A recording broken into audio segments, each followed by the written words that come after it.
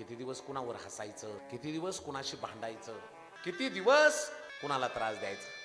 सगळं वरती गेल्यावर बघावं लागतं. तुम्ही म्हणसाल मी अंधारात केलंय, कोण मला पाहतय, मी चर्मने. तसलं नाही चालत वरती.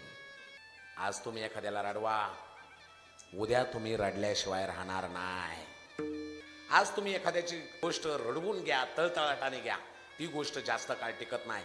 एकदा का नियतीचा फासा पलटला, आयुष्याचा खेळ खंडोबा व्हायला वेळ लागत नाही. नाचणारा मोर आणि काळ्या पैशाच्या तळतळाटाच्या गोष्टीचा जोर जास्त काळ टिकत नसतो.